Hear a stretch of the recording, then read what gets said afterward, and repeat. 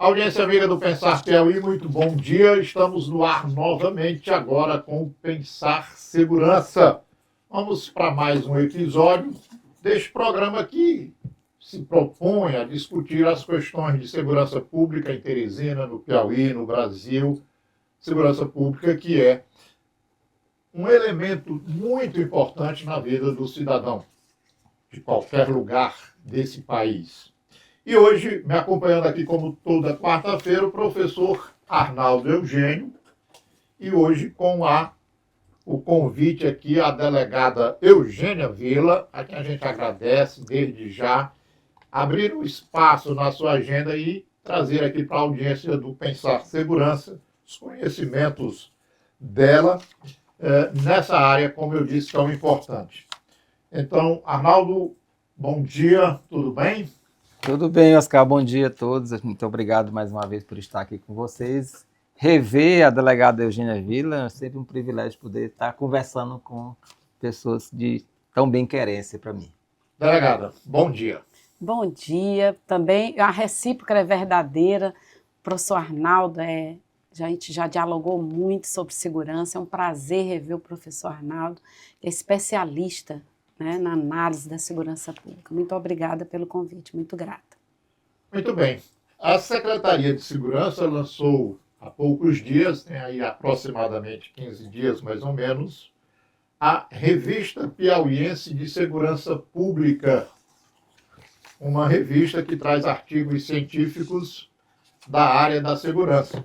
E a delegada e professora Eugênia Vila é a editora, a presidente do conselho editorial dessa revista. Então, é o motivo da nossa discussão hoje aqui, a história dessa revista de segurança pública. E eu pergunto, quando nasceu a ideia, o que está por trás da ideia da Secretaria de Segurança fazer uma revista científica sobre esse tema? Foi ideia do secretário de Segurança Pública que nos deu essa incumbência de efetivar, de dar oportunidade sobretudo aos policiais profissionais, que a gente chama do SUSP, doravante, né? Sistema Único de Segurança Pública, que reúne todos os profissionais que atuam na segurança pública e defesa social, que inclui os bombeiros, não é? De promoverem, de ter um espaço para publicarem seus artigos, seus entendimentos e também dar transparência às ações da Secretaria de Segurança Pública. Então, a gestão do secretário Chico Lucas é pautada na produção de evidências e toda a nossa atuação ela é focada, não é, com base em evidências. Então, nenhuma ação, nenhuma decisão ela é tomada sem que haja uma produção, uma base de evidências. E essa revista, ela traz inúmeros artigos que promovem o que? A transparência da gestão. Então, o senhor vai ver, embora nós tenhamos articulistas do Brasil inteiro, então o senhor vai ver pesquisadores da Fundação Getúlio Vargas, o senhor vai ver de São Paulo, o senhor vai ver pesquisadores do Maranhão, nosso estado aqui vizinho, não é?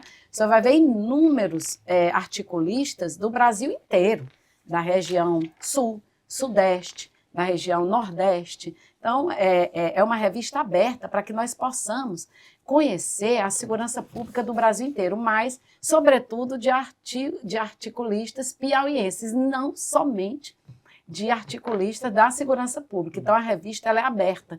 Tem pessoas como o professor Arnaldo que produzem conhecimento acerca da segurança e que não são necessariamente do Sistema Único de Segurança Pública, né? São antropólogos, sociólogos, e nós temos aqui até pessoas que produziram artigos na área de gestão ambiental, de risco, né? Professores ligados a uma outra dimensão, que é aquele artigo que trata, que eu achei muito relevante, de Alté do Chão.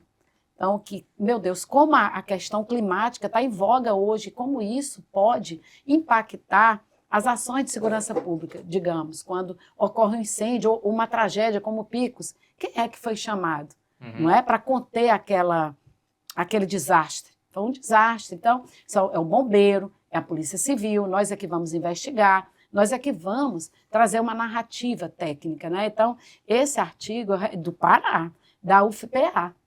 Então, são dois pesquisadores, uma pesquisadora e outro pesquisador, que não são da área da segurança pública, não é? O outro artigo que trata da responsabilidade civil da prisão, né? Uma prisão indevida por excesso de prazo, porque erraram, né? Houve um erro em relação ao nome, não é, daquela pessoa. Isso é comum, isso pode ser comum, e isso pode render um ressarcimento, um dano, né, em relação àquela pessoa que foi presa indevidamente. Então, isso é muito interessante porque traz a responsabilidade civil do magistrado em relação a uma prisão por excesso de tempo. A gente não vê muito isso, Sim. não é?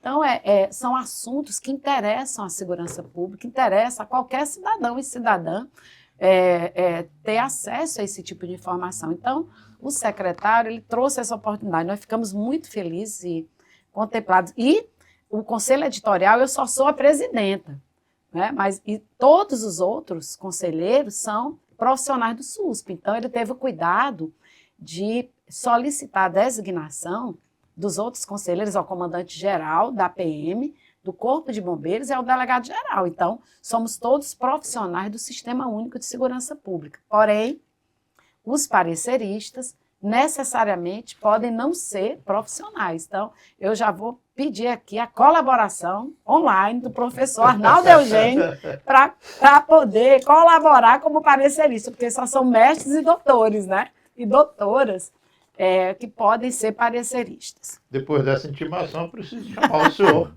E aí, vai aceitar ou não?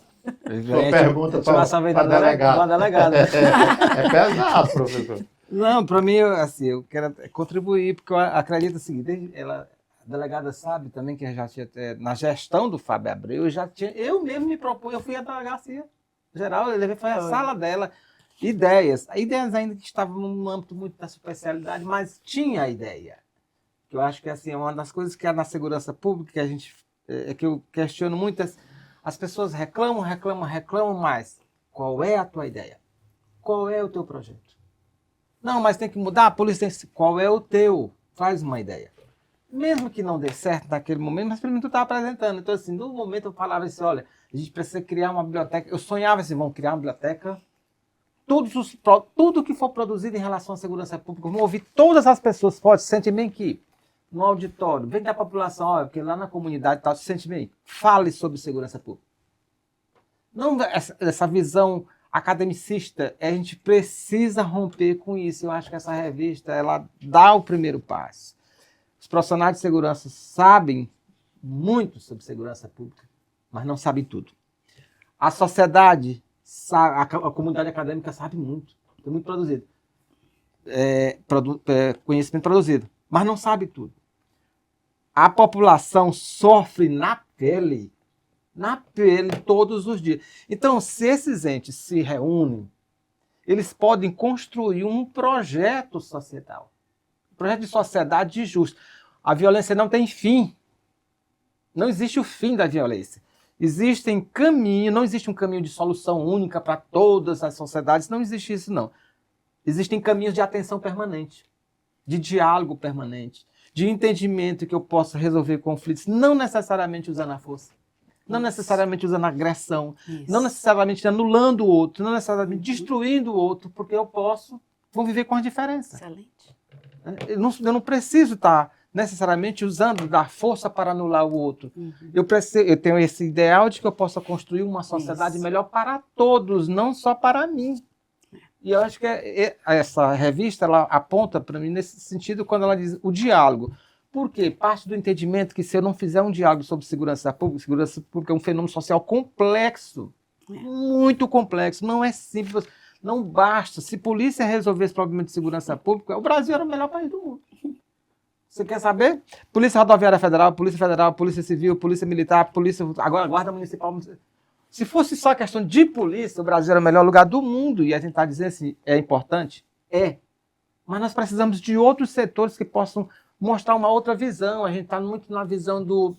a gente tem que estar na visão, me lembrando das cartas de tarô, na visão do pendurado, assim, ver o mundo de ponta cabeça. Para você encontrar outras soluções, para que ele não ache tanta morte, suicídio. Ó, se você olhar, tem tanto suicídio de policiais. Eu escrevi um artigo sobre isso. Suicídio de policiais no Brasil. Vai para a próxima revista. Ai, À bora. disposição. Nós temos um programa. Deixa eu ver com a delegada o seguinte. Aqui a primeira edição, eu estou aqui com o livro físico, mas ela também está disponível na internet. Ela está no site da Secretaria de Segurança Pública. Essa edição está no site da Segurança Pública e mais artigos, 4 artigos que não couberam nesse formato físico, estão lá à disposição da comunidade. No formato físico, nós temos 13 artigos. 13 artigos. Você encontra no livrinho aqui na revista. No site da Secretaria de Segurança. Além dos 13, mais 4. Mais 4. É só entrar lá, baixar ou ler no próprio computador. Exatamente. Muito bem. E a periodicidade? Aqui nós estamos falando do primeiro exemplar da revista. Como é que é a questão da periodicidade? Semestral. Por ocasião do lançamento da primeira edição, o secretário já assinou o segundo edital. Sim. Então já está aberto. Está aberto. Até o dia 15 de setembro, os articulistas já poderão enviar para o e-mail da revista, já está aberto, e poderão também encaminhar para o site. Então, nós já estamos recebendo os artigos, né, e já seguindo, cumprindo as regras do edital. Então, na formatação, né, para que a gente possa, então, no dia 15 de setembro, encerrar e encaminhar para os pareceristas. São os pareceristas que vão, então, trazer quais os artigos que estariam aptos a ingressarem na revista, impressa, física. Na primeira... Porque tem alguns requisitos que são imprescindíveis, que tem que ser escrito. Vamos a alguns. Por exemplo, mestre ou doutor. Então, nós não abrimos mão desse requisito. Tem que ser um mestre ou um doutor. Por quê? Porque nós zelamos pela qualidade do artigo, nós não podemos, a segurança pública não pode ter inverdades ou fake news. Nós precisamos trazer informações balizadas na ciência, em evidências. Então, qual é a diferença de um escrito, não é, por um cientista que é mestre ou doutor e doutora para um escrito que não tem essa baliza da ciência? Ele vai trazer metodologias científicas que poderão ser confrontadas. Então, você vai ter uma base na ciência que poderá ser questionada. Quando nós escrevemos um artigo, nós vamos mencionar que metodologia nós adotamos, não é, professor? Então, você pode até discordar. E é justo que haja uma discordância, e na ciência isso é muito comum, né? Que um professor, que um pesquisador discorde de outro pesquisador, mas ele vai discordar e apresentar os resultados com base numa outra metodologia. Ele vai ter que comprovar isso aí. Então, se eu utilizei uma análise, não é? Digamos, de Foucault ou da Minayo, ou uma conjugação de autores, né? Na nossa análise de risco, por exemplo, de estudantes, e criei um sistema, nós criamos um sistema de avaliação de risco social com base naquilo ali e uma matriz de risco. Então, nós estamos apresentando as balizas de como nós criamos essa matriz de risco, de análise do risco social. Então, nós apresentamos essas bases, assim como a Adilana apresentou o perfil do DNA, né? Então, ela apresenta toda a metodologia que ela adotou. Então, uma outra perita poderá questionar? Sim, poderá, porque nós temos a metodologia. Por isso é que nós queremos só mestres e doutores, que nós sabemos que a academia é científica. Tem método científico, então tem que... E por isso é que os pareceristas não poderão ser menos do que mestres. Muito bem. Alguma pergunta, professor? Não, é só, mais uma vez, parabenizar o trabalho, porque eu acredito que a ciência ela tem muito a contribuir com a sociedade. E essa, como ela coloca, assim, você pode até discordar daquilo que eu penso, do que eu digo, do que eu faço, dentro do meu método. Fora do meu método, o que você diz não faz sentido nenhum. Então, eu acho que é importante a revista primar por isso mesmo, assim, trazer propostas com metodologias para que possa ver a possibilidade a aplicabilidade dessa sua metodologia na realidade prática. A senhora falou aqui, citou um dos artigos que é escrito pelo pessoal do Pará, da Polícia Civil do Estado do Pará, que fala da comunidade Alter do Chão. Mas tem outros artigos aqui, e um que fala sobre a criação de uma inteligência artificial para promover mortes, para prever mortes violentas, e um artigo que fala do papel ao digital, caso do Piauí na modernização da identificação civil. Eu queria que a senhora falasse um pouco sobre esse aspecto dessa inovação, das novas tecnologias e a segurança pública, como é que esses artigos abordam essa situação? A IA, a inteligência artificial, ela vai substituir a nossa inteligência, mas não vai humana, mas ela não substitui a metodologia. Então, nós aqui dizemos para ela o que queremos. Então, há muita confusão nesse sentido. A IA ela vai substituir o pesquisador de jeito nenhum. Ela acelera. Quem vai criar ela é o pesquisador. E também, o que nós vemos nessa revista é que ela acelera a pesquisa. Então, eu imagino, eu e o professor Arnaldo Eugênio poderíamos levar quantos anos para nós elencarmos ou identificarmos fatores preditivos de risco das mortes violentas no Piauí, pegando mais de 90 mil BOs. Imagine o tempo que nós iríamos levar a inteligência artificial, nós vamos dar os conectivos para ela. Nós queremos isso, isso, isso e isso. E ela, então, ela vai selecionar e vai dizer, olha, é isso aqui que há em comum. Então, ela vai gerar padrões. Então, padrões preditivos. E nós vamos dizer, olha, foram esses os padrões. Então, é o pesquisador que vai indicar para ela o que é que nós queremos. Esses padrões, naturalmente que tem limite, nós não vamos perfilar um possível um perfil de um homem que vai ser assassino, não é isso. Tem limite, não é isso, mas determinadas condições. Então, nós não podemos dizer assim, olha, ele vai primeiro praticar furto, roubo, etc, etc. Então, esse daqui é um possível assassino. Não é dessa maneira, não é dessa forma, não é? Mas nós vamos verificar congruências nessas formas de assassinato. O local, não é? A temporalidade. Então, são congruências que nós vamos, então, indicar fatores de risco. E aí, então, nós podemos predizer o risco, né, fatores preditivos que aceleram a morte violenta e que podem desacelerar. Então, que fatores são esses? Que a gente possa desacelerar uma morte violenta, como o professor mencionou agora, que não é só... A segurança pública não se faz só com polícia, são outras políticas. Então, essa inteligência artificial, ela vai nos dar um norte também de prevenção. No que pertinho a outro artigo, que o senhor falou do papel digital, foi uma política espetacular, que é a identidade digital. Então, cidadão a cidadã ter acesso às políticas sociais.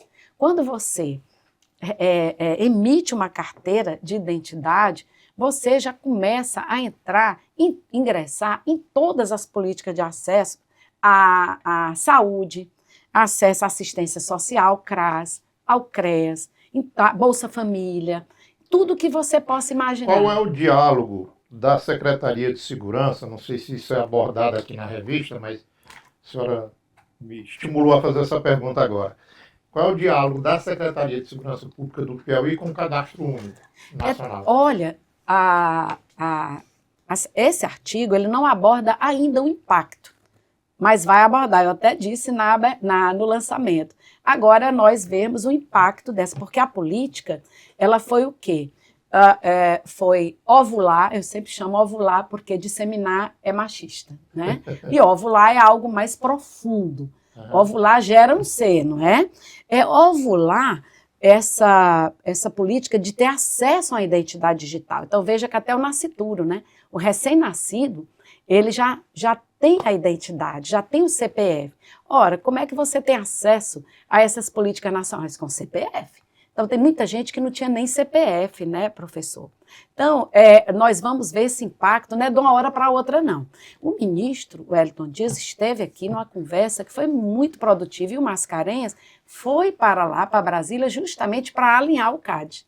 Então, veja, vai haver um alinhamento direto da expedição da identidade com o CAD, né? Isso aí é inerente a essa política.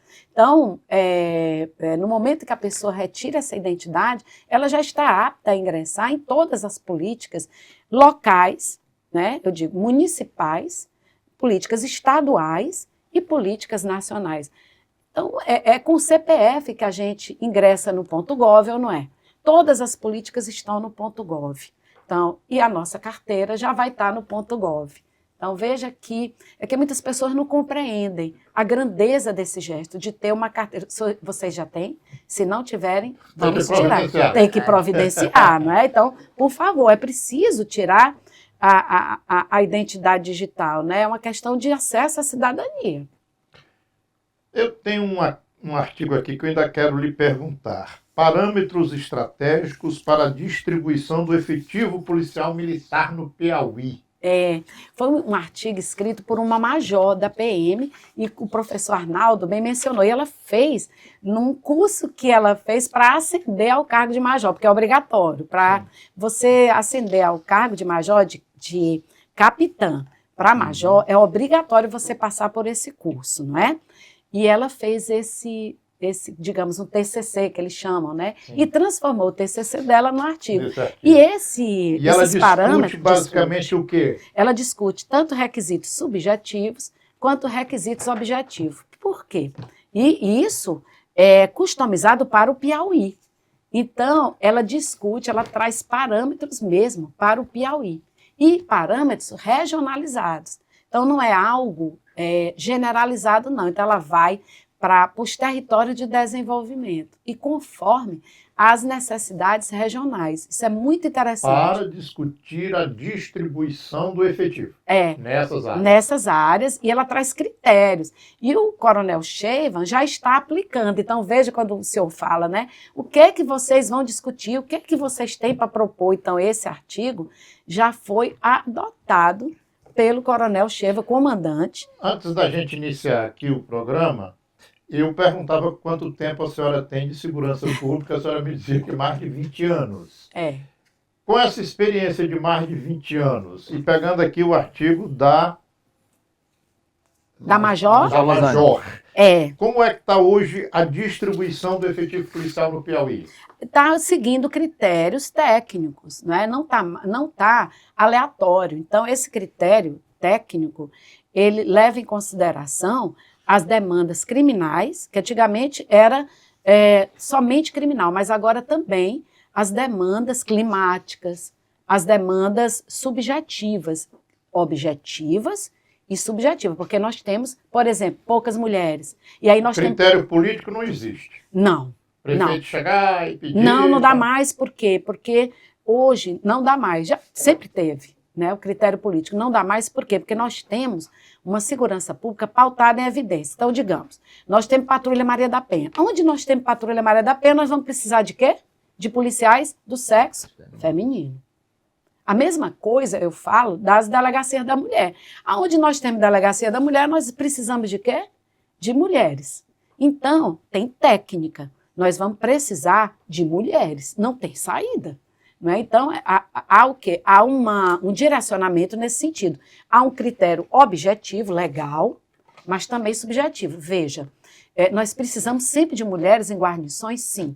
Por quê? Porque nós precisamos, quando há uma operação, de policiais mulheres sempre numa viatura, para realizar busca e apreensão em mulheres. Não é assim, Arnaldo Eugênio? É dessa forma. Então, não dá mais para fugir das evidências.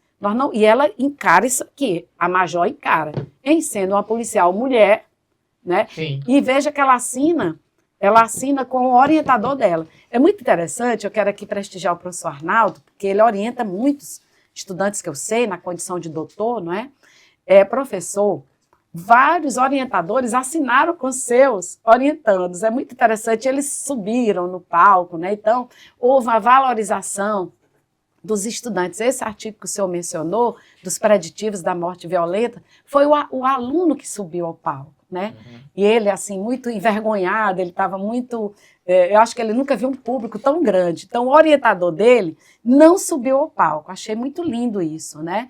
Então, ele deu primazia ao orientando, que era mestrando. E o professor doutor. Então, veja que lindo, isso aí você está estimulando a ciência, né? Era um rapaz da área da computação. Ele foi escolhido, dentre todos esses articulistas, a apresentar a sua pesquisa, né? Eu só queria um comentário em Vamos relação à importância desse tipo de trabalho. Há muito tempo a gente vem discutindo em outros espaços essa ideia de um policiamento que não é inteligente, ele não traz resultado positivo. Então, jogar policiais para qualquer lado, antes era assim, pegava um ônibus, enchia de período de férias em Parnaíba, enchia de gente e jogava para lá. O que vão fazer lá? Não, policiamento nas praias. Gente, não é isso. A segurança pública ela tem dinâmica, a violência ela tem dinâmicas. Então eu vou precisar de determinados policiais. A questão climática, agora as pessoas estão entendendo. Uhum. Então, o que aconteceu em Picos? Isso. As queimadas que estão acontecendo agora. Então, Isso. o deslocamento da própria tropa, ela precisa também ser orientada, baseada em conhecimento do que está sendo produzido, do que a gente vê. Por isso a importância disso aqui, ó, é uma segurança pública inteligente. Isso. Que não vai se basear apenas no achismo ou no critério político, partidário, porque isso só atrapalha. Todos querem uma sociedade justa, uma sociedade minimamente equilibrada. A segurança pública é um pilar fundamental de qualquer sociedade. Uma sociedade que não tem uma segurança pública, no mínimo equilibrada, ela é totalmente desorganizada. E nada funciona. Porque à medida que há uma insegurança pública, não há investimento econômico. Se não há investimento econômico, não há desenvolvimento social. Se não há investimento econômico, desenvolvimento social, há um caos social, porque aumenta os conflitos. E a tendência desses conflitos é serem resolvidos sempre de forma agressiva. Ou seja, vai aumentar a violência, vai aumentar o custo do Estado para lidar com isso. Por isso, esse trabalho é fundamental. E aí, parabenizar mais uma vez a Secretaria, a equipe do Chico Lucas, do governador do Estado, porque isso aqui é muito caro à esquerda. Falar disso aqui para a esquerda é muito complicado, porque ela sempre esteve ligada mais às questões sociais e sempre teve um certo medo de tocar nesse assunto da segurança pública. Eu acho que agora que a gente começa uma revolução a partir daqui. Delegada, na sua fala anterior aí, a gente estava discutindo aqui a questão da distribuição do efetivo policial, e a senhora falou das mulheres policiais. Me lembro que outra vez que eu a entrevistei foi sobre a questão do feminicídio.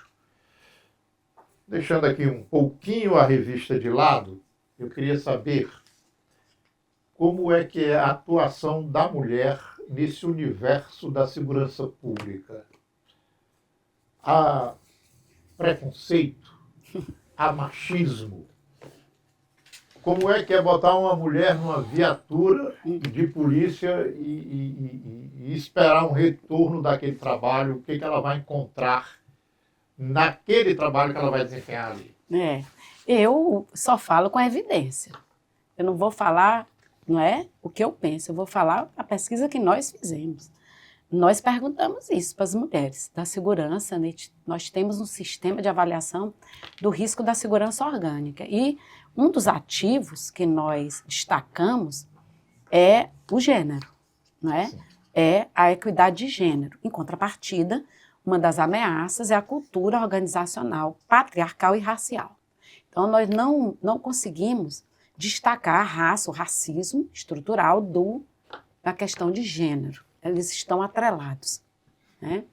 E o que as mulheres, aí quando você joga um ativo como equidade de gênero, você vai ter repercussão na análise. As mulheres, então, vão falar de assédio, né? As mulheres policiais vão falar de muitas coisas que nós sofremos. Então, hoje, professores, eu vejo que eu fui uma mulher fora da curva. Hoje é que eu vejo, sabe? Porque quando eu entrei na polícia, né, eu não via isso, sabe? Hoje eu vejo e eu olho para trás e digo, meu Deus, eu vejo quantas mulheres me procuram no meu gabinete pedindo socorro. Claro que o nome faz o fuxico, eu aprendi isso com meu pai, eu não vou falar. Muitas mulheres. E me relatam a forma como são tratadas por superiores, né? Então, o secretário de segurança, ele tem muita preocupação em relação a isso, muita mesmo, a questão do assédio, não é? Da segurança pública, não aceita, a tolerância é zero mesmo, né? E muitas mulheres me procuram para ter um acalento e às vezes ela me diz, só queria ser ouvida, delegada. Às vezes só querem a sororidade e a dororidade, não é? Só queria ser ouvida e compreendida. E aí eu estimulo mesmo a representar, não é? Então, é preciso, e foi muito forte essa sua fala, porque é preciso que nós mulheres ocupemos cargos de relevância e de decisão na segurança pública, ou então a gente não muda isso. Então eu ocupei, em todos os governos do PT, cargos relevantes. Hoje eu vejo que eu era uma mulher fora da curva mesmo. Então eu ocupei, Arnaldo Eugênio acompanhou essa minha trajetória, não é, Arnaldo Eugênio? Uhum. Eu fui corregedora-geral da Polícia Civil, a primeira corregedora mulher. Eu fui a primeira... Cargo extremamente espinhoso, porque vai lidar de cara... Enfrentei o crime organizado naquela época, não é? Então a pessoa, eu era sem juízo, eu era totalmente sem juízo, ou era não mesmo tinha noção do perigo. Tinha, né, do que eu estava passando, né? Eu fui e pedi para sair. Eu que pedi, né, para sair. Depois de 4 anos, corregedora geral da Polícia Civil. Imagine, eu pedi para sair, né? Eu disse, olha, eu não quero mais, porque, enfim, eu tive uma trajetória na corregedoria, não é, geral da Polícia Civil. E depois eu fui para a Cadepol. Foi aí que nós nos aproximamos muito, né? Foi o meu lugar. Foi... Eu saí da repressão e parti para prevenção. Prevenção, né? Fui quase 8 anos reitora da Cadepol. Foi que eu conheci Arnaldo Eugênio. Depois eu fui ser secretária interina, calcule. Uma mulher, a primeira também, primeira reitora, primeira secretária interina de segurança e única. 3 meses, secretária de segurança pública, mulher. Foi aí que eu criei a primeira delegacia do feminicídio do Brasil e implementei todas as políticas de mulher. Antigamente, as políticas eram só inaugurar a delegacia da mulher, não é? E nós implementamos, foi tudo. Foi assim, agora a presidenta era a Dilma. Vamos alinhar aí, vamos alinhar tudo. A secretária nacional de segurança pública era a Mick. Olha aí, então vamos ver quem era que estava nessa linha bem aí. Eram só mulheres que estavam, a Trindade... Quando eu assumi a corregedoria, a Trindade era viva, era deputada, né, federal. Faleceu logo em seguida, na primeira gestão do Wellington Dias. Então, a gente tem que ver que mulheres é que estavam nessa linha. A presidenta era a Dilma, a Mick era a secretária nacional, nós tínhamos um Ministério de Mulheres, né? Então, eram muitas mulheres, né, ocupando o poder. E eu estava nessa perspectiva. Então, eu disse, agora eu vou deixar meu legado como feminista e eu tinha que deixar alguma coisa, né? Tinha que deixar uma identidade. E depois eu fui ser subsecretária. A Dilma foi golpeada, né? Sofreu um golpe e o Piauí perdeu muito e nós conversamos sobre isso, né? Então, é preciso que haja, eu não digo equidade, não, é igualdade. E não é só de gênero, não, é de raça também. Acho que a senhora concentrou a resposta muito na questão de como isso ocorre dentro da estrutura da secretaria. Eu queria agora ampliar. Como é que é isso na sociedade? Eu imagino, uma suposição. Uma coisa é chegar uma viatura num bairro e descer 3, 4 policiais homens. Eu acho que aquela comunidade que está recebendo, ela vai receber de um jeito. Chega uma viatura, desce 2, 3 policiais femininas, e é que vem minha pergunta, como é que a sociedade lá registra isso? Como é que ela se comporta?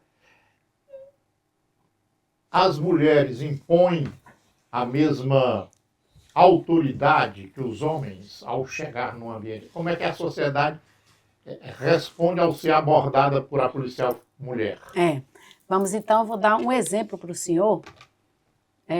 Eu dirigi uma viatura, pilotei uma viatura, que na época eu não tinha condição de fazer face a um almoço estava recebendo professores, eu era diretora da Cadepol, e eu dirigi a viatura da Entorpecentes.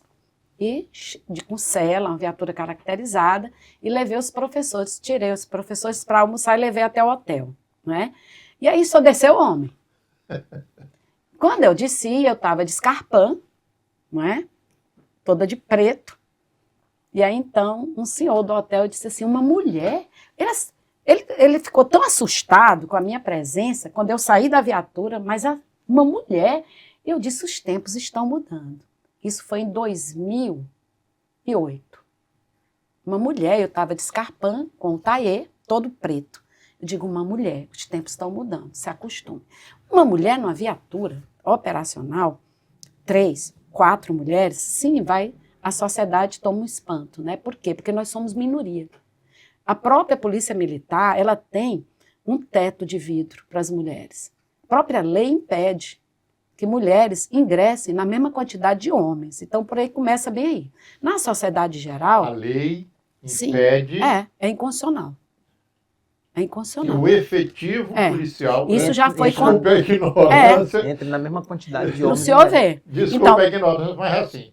Se o secretário abrir um concurso agora... Não é o secretário, é o comandante. A competência é exclusiva do comandante. Se o Estado faz um concurso para contratar policiais, a mulher ele não pode contratar mais mulheres do que homens. Não pode contratar.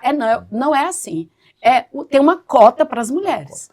Entendeu? Então, se eu tiro 9 e o senhor tira 8, se já venceu aquela cota, o senhor entra e eu não entro. É uma desigualdade. A polícia é macho.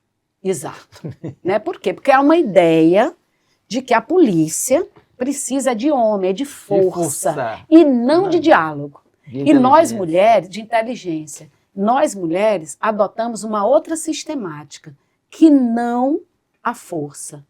Então, nós, mulheres, estamos mais próximas do diálogo, da persuasão e da mediação de conflitos. É uma outra polícia. Então, quando nós, mulheres, conseguirmos a igualdade de condições... Eu recebi aqui, desse estúdio, a Márcia Tiburi. Conheço, filósofa. Isso, filósofa. Eu fui para o lançamento do livro dela lá alguns anos antes da pandemia. Ela teve aqui e disse, Oscar, eu estou convencida que nós precisamos ter o Partido da Mulher. Eu concordo com ela. E aí foi desenvolver... Eu vou ser a primeira a ser afiliada. E aí ela começou a desenvolver a tese de que para haver uma mudança estrutural, revolucionária nessa nossa sociedade, é preciso a presença da mulher em número maior do que tem hoje. Em tudo. Superior, ela até dizia. Talvez. Eu acho que ela, tanto quanto eu, não sabia dessa dinâmica da polícia. Eu não sei se é do resto do país ou se é do Piauí. Não, do resto do país. Vários, tanto é que está no Supremo. Lembra que o ministro... Isso precisa ir para o Supremo? Os deputados estaduais não poderiam aprovar? Poderiam, sim, poderiam. Os deputados estaduais? Sim, poderiam. E o que eles estão fazendo que eles não aprovam? Não sei, porque é uma outra estrutura, talvez também patriarcal. Não é? Majoritariamente composto por homens. É só olhar a bancada. Não é? Então, então é tudo... no nacional, homens. No estadual, homem. No municipal, homem. É isso que a Tiburi se refere. Eu não me vejo em nenhum desses cenários. No partido, eu não estou me vendo. Na polícia, homem. Então você fica... Na polícia, inclusive no lançamento da revista, eu falei para as meninas, Ravena, olha, para as meninas da comunicação, vocês, por favor, lá no momento, como é que vocês chamam? No dispositivo, por favor, coloquem igualdade de gênero. Eu sei que de raça vai ser difícil, mas é o ideal que tenha a quantidade de mulheres igual a de homens. Elas conseguiram. Porque senão eu não vou me ver. E nenhuma mulher vai se ver ali compreendido. Porque segurança é só homem. Professor Osmar, quer ver? Observe. Observe. E até nas expressões. No Brasil inteiro. E até nas expressões. No Brasil inteiro. Eu tinha observado, tanto é que eu comecei a perguntar sobre essas questões de gênero dentro da segurança. E raça. Mas me surpreendeu esse dispositivo legal que eu não sabia. E não é só o Piauí, não. É no bombeiro, é na PM. E isso não está passando no Supremo. O Supremo está suspendendo tudo. E você vê que assim, As meninas entram com mandado de segurança. Está suspendendo como assim? Os editais. Ah, tá. Então, seria de bom tom alterar logo isso, né? E deixar que as mulheres concorressem em pé de igualdade, como a Polícia Civil.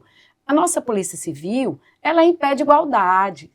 É igual a quantidade de vagas. Vamos concorrer. Ah, porque as mulheres delegadas, as mulheres não têm a mesma força. Tem mesmo, não, mas a polícia precisa de força, não. Nós precisamos de força para resolver a parada, não é? É essa visão que, às vezes, eu Olha aí. assim, colocava, assim. Porque eu sou filho de policial militar, tio de policial militar, 2, e tive outras questões. Então, assim, a gente sempre ouve, até nas expressões, o combate. Pois é. Eu tenho que ser policial feminino, eu tenho que ser truculento. Para que perder? Você não precisa perder sua identidade feminina para ser policial.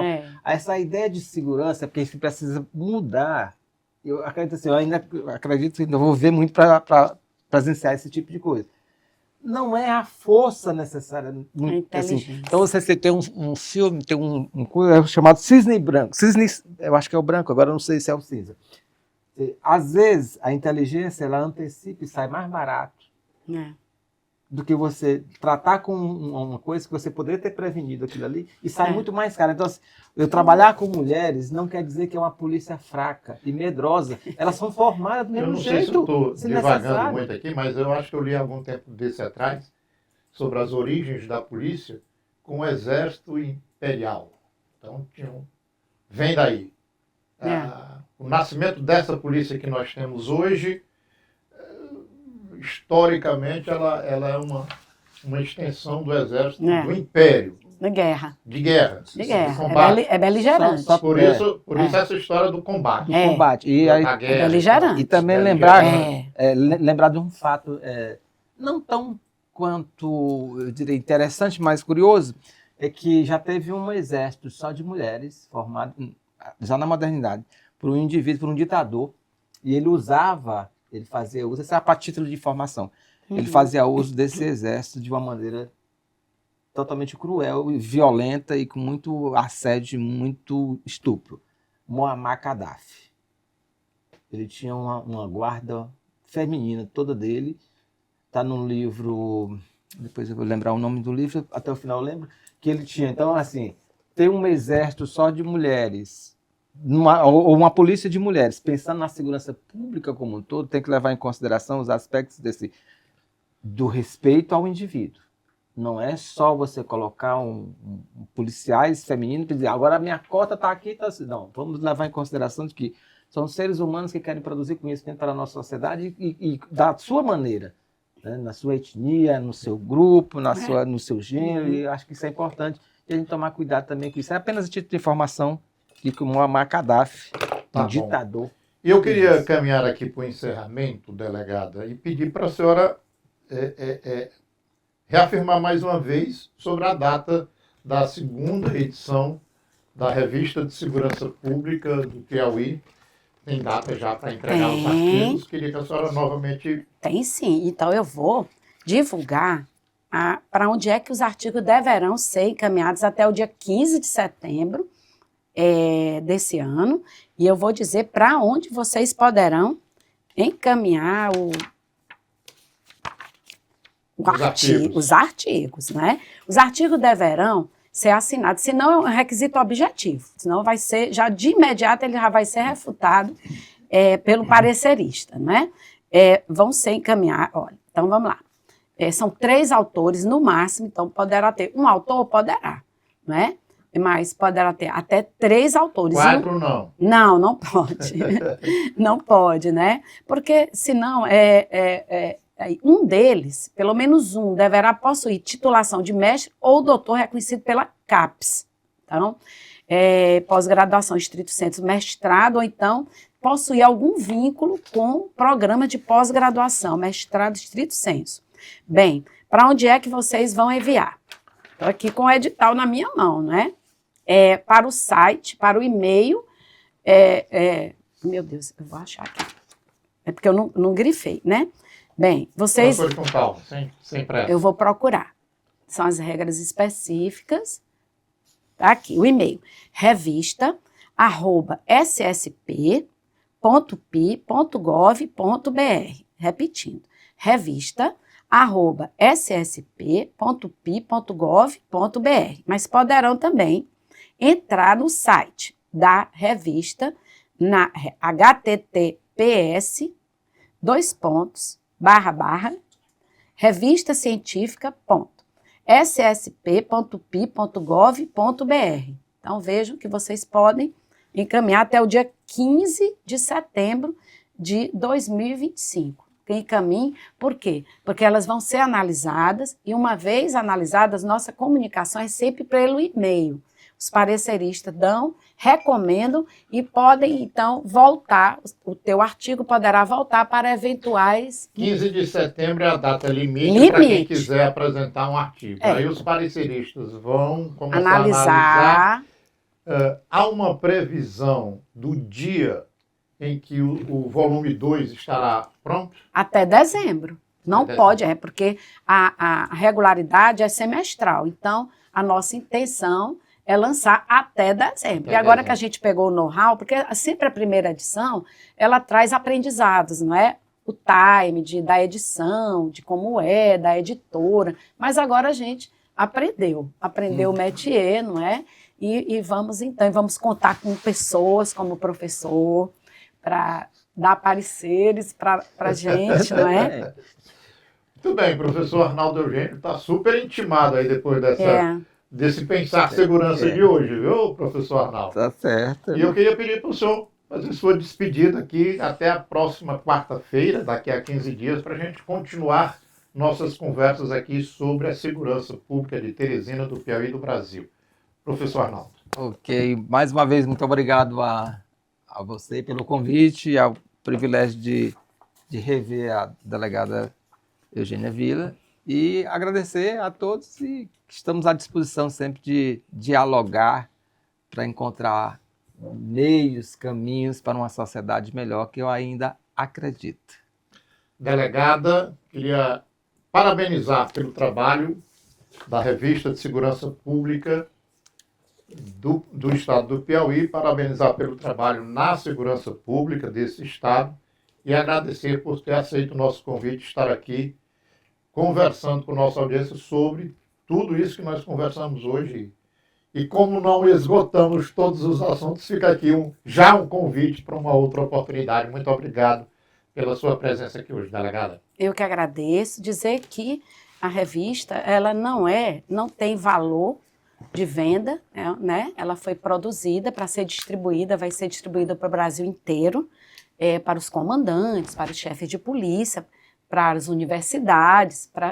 Ela foi feita para fim de difusão, de indexação, de produção de novos conhecimentos, para quem, como professor Arnaldo Eugênio, pesquisa polícia, né? E vai abrilhantar ainda mais a nossa segurança pública. Dizer que está disponível na versão eletrônica para todos e todas. Muito obrigado.